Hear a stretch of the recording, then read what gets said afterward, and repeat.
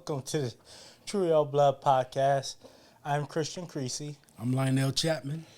Ira Childs. And today's episode, in honor of the new Insidious Chapter 5, we are going to talk about the Insidious franchise in all 4 films, beginning at Chapter 1.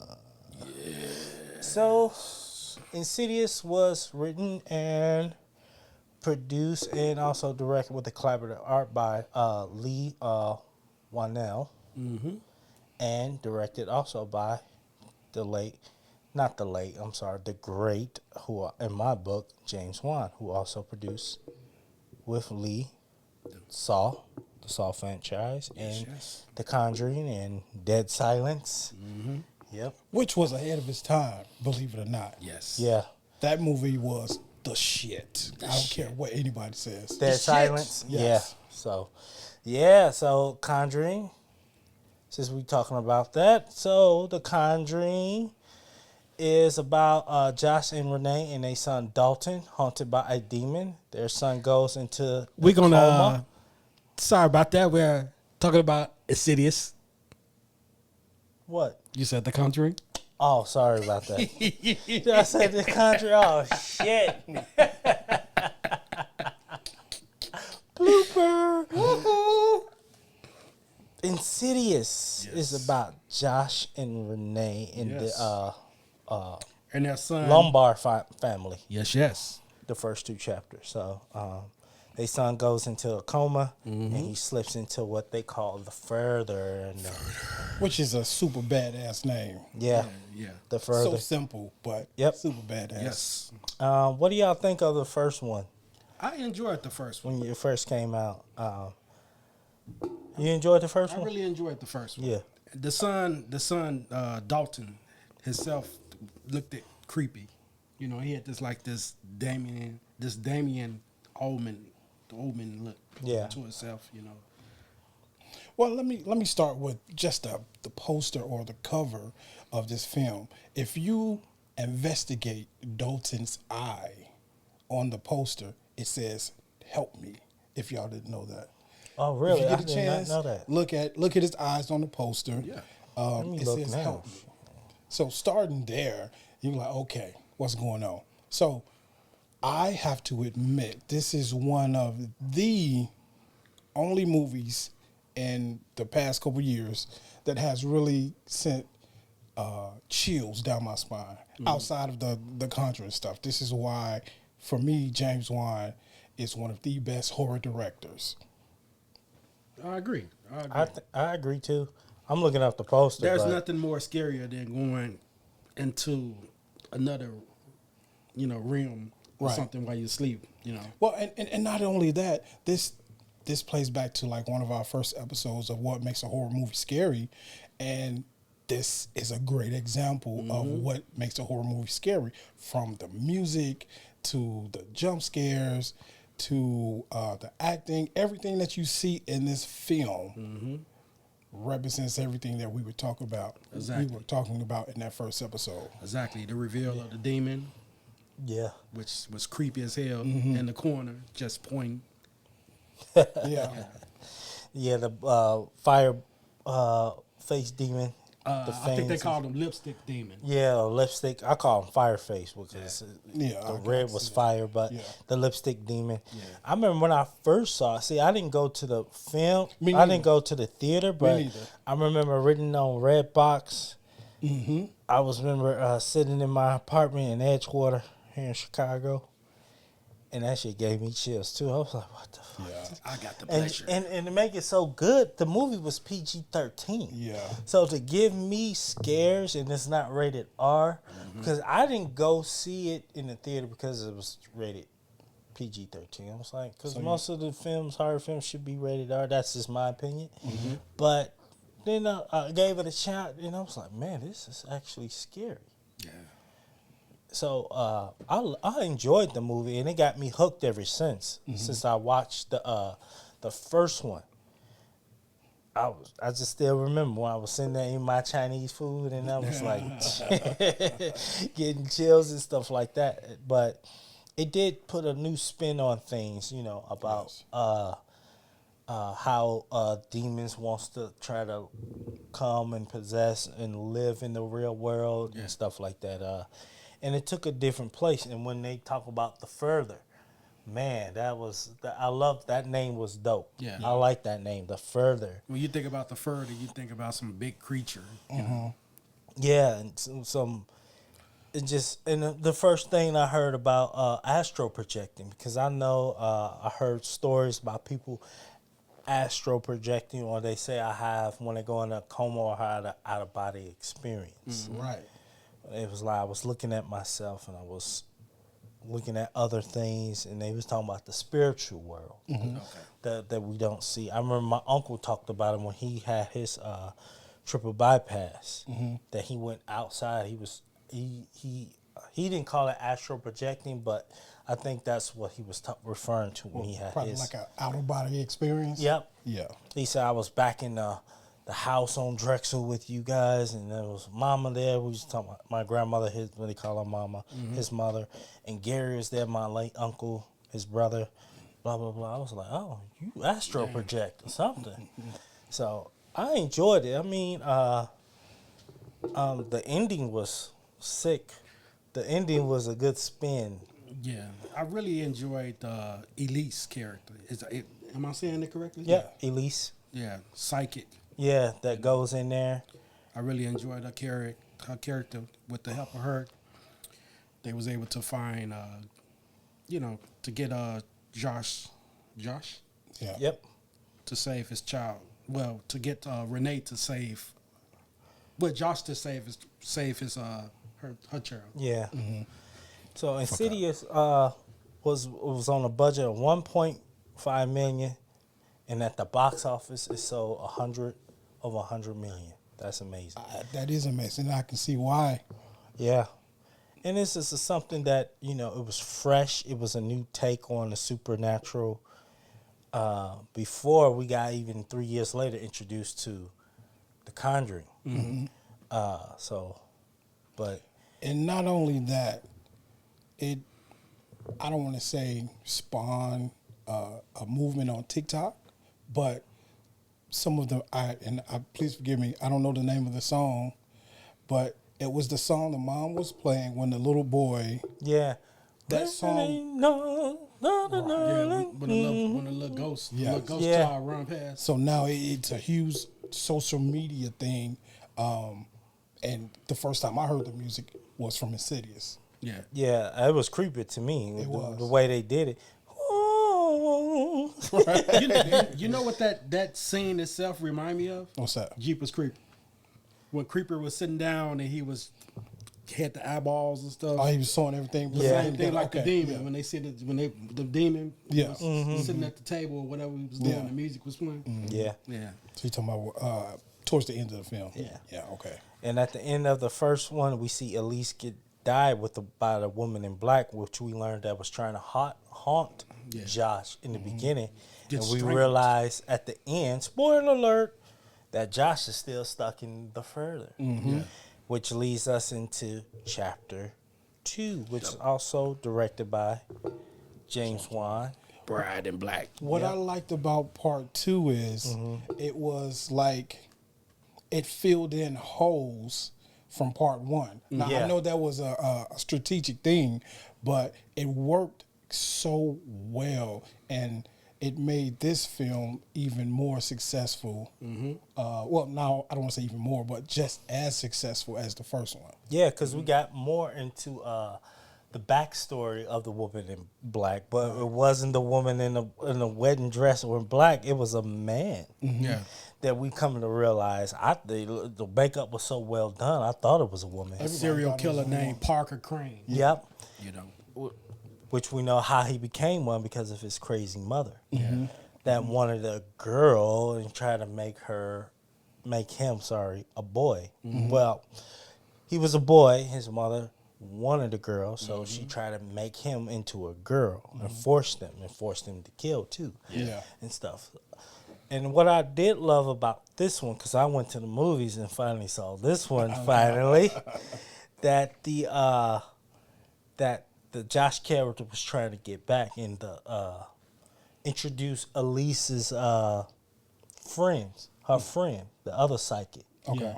With the dice. That, that's how he communicates. And we see her backstory, and we see her early years, and Josh's backstory.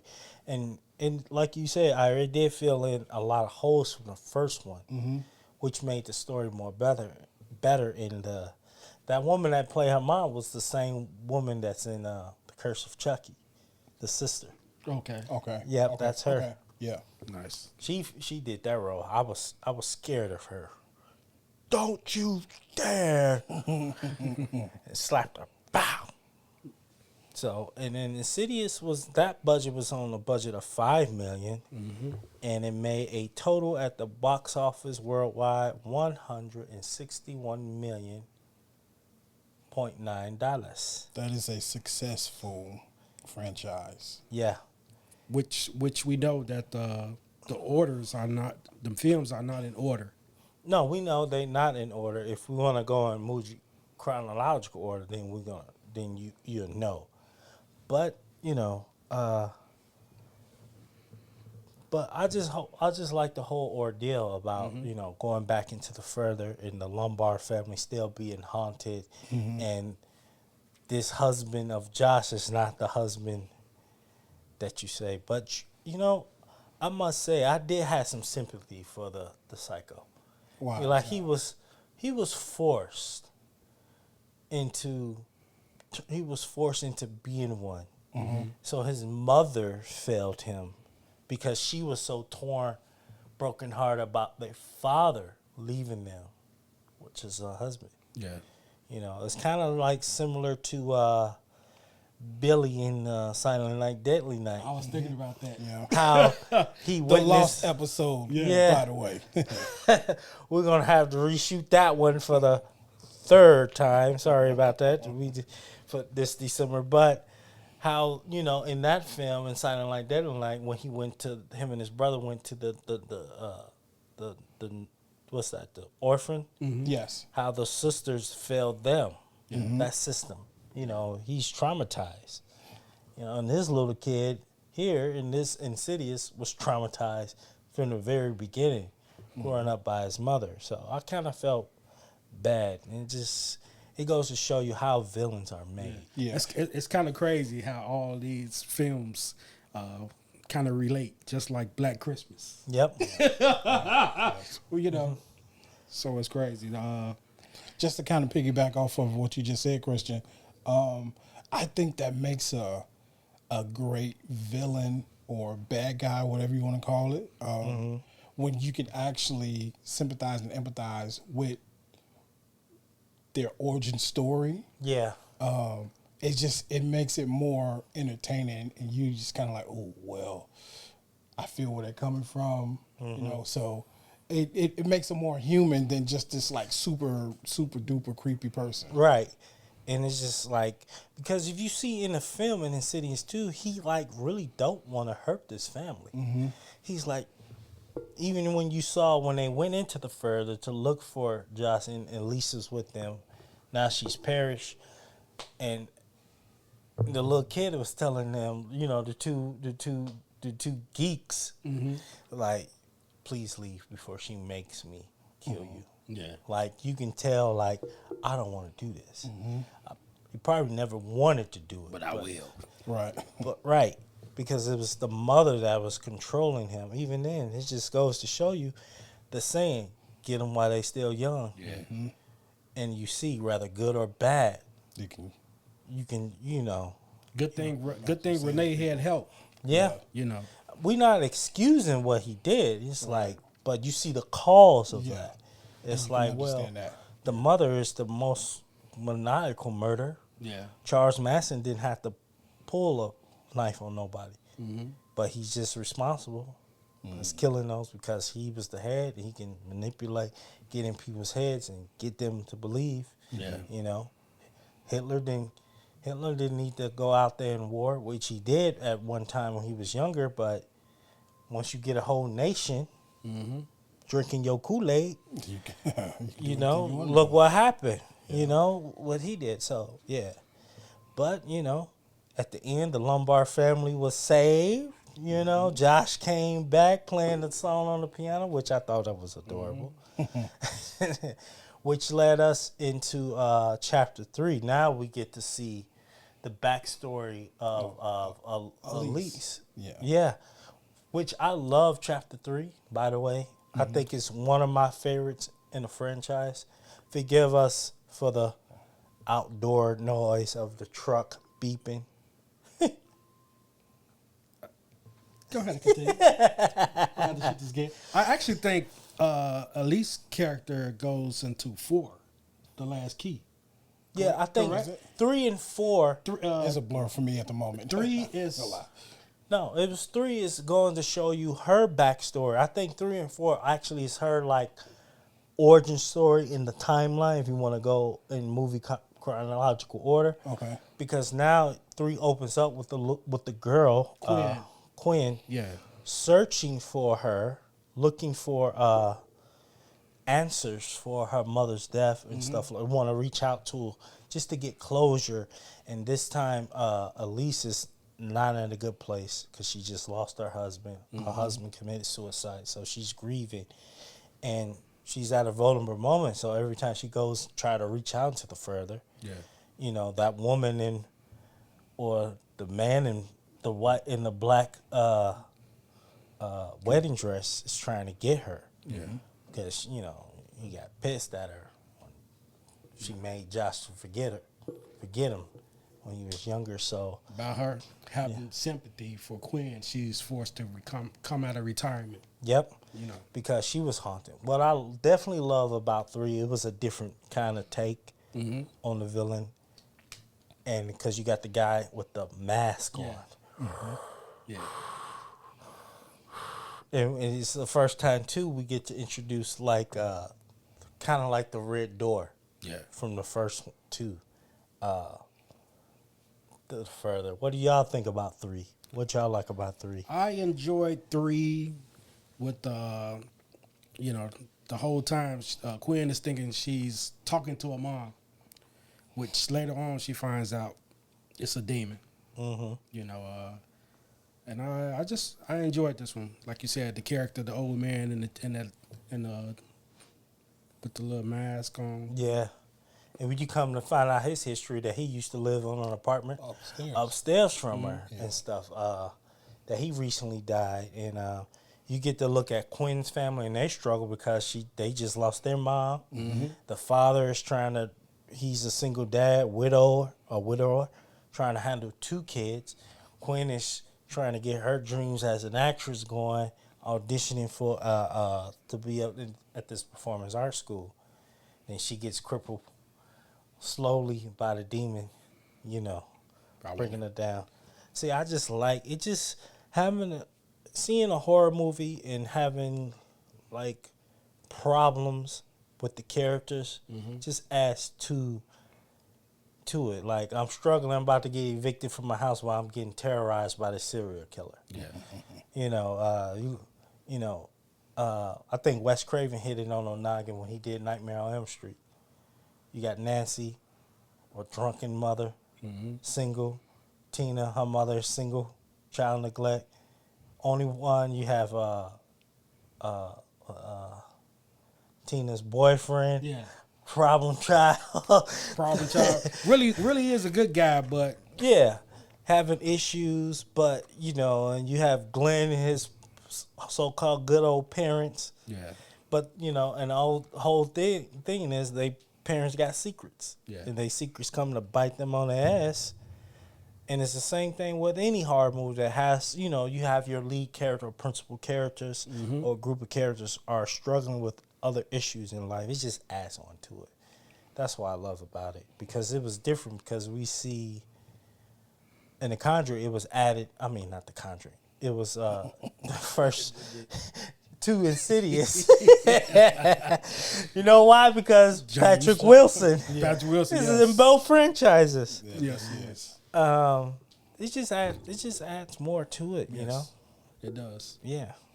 I think it had great character development, as you both were just talking about, and it had a few scares and a few jump scares.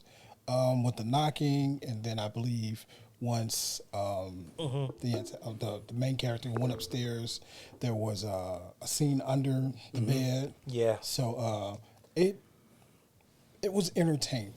And we got introduced to the ghost hunters. Yes. Their origin story, Yeah. too. Yes. That's what I love about it. And how they came to meet Elise. Two janky Yeah. ghost hunters, you know. Yeah. Well, which also were kind of the comic relief Yeah, as well. it was. So, Yep. yeah. Because the third chapter was written and directed and produced by Lee Wanell. I think that's on Wanell, Yeah. so I'm pronouncing it right. Came out in summer of 2015 with a budget of $11 million Okay. Yeah.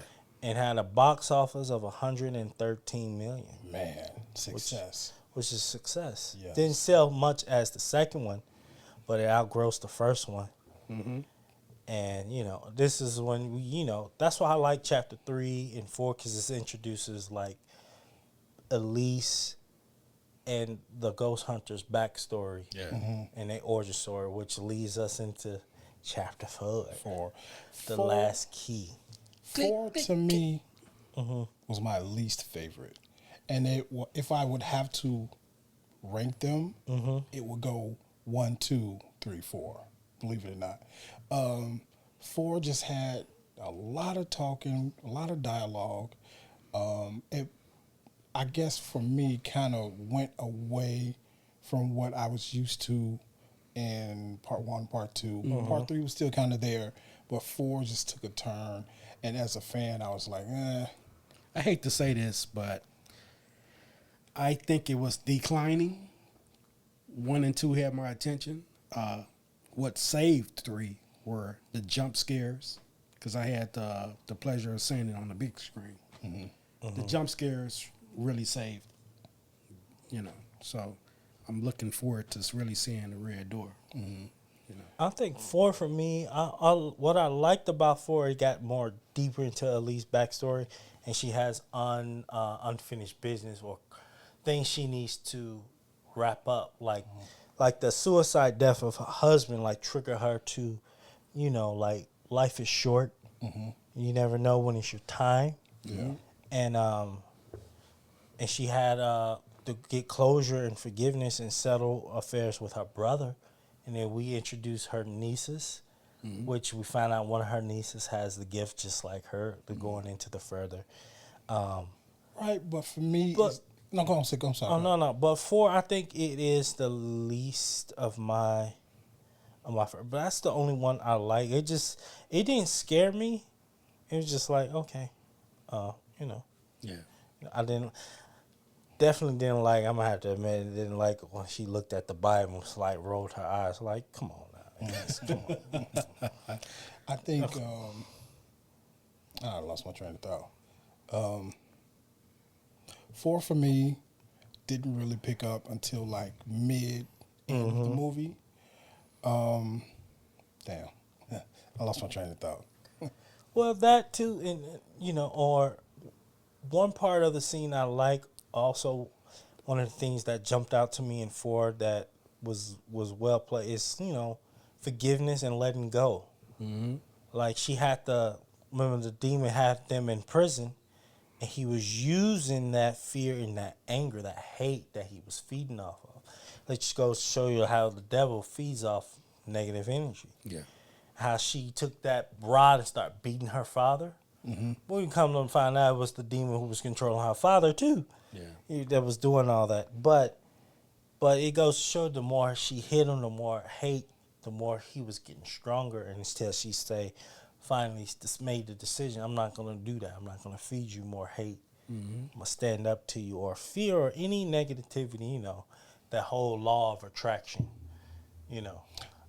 or the Bible say what you reap what you sow, whatever you put out comes back. So if you sow fear, what you're gonna receive fear back. If you sow hate, Hate back. you're gonna reap hate back. Yeah. If you sow kindness, well, it's gonna happen. Kindness sow back. Well, that's a pretty interesting take. Maybe I should revisit the film, because this one I had the pleasure of going to the movies to see.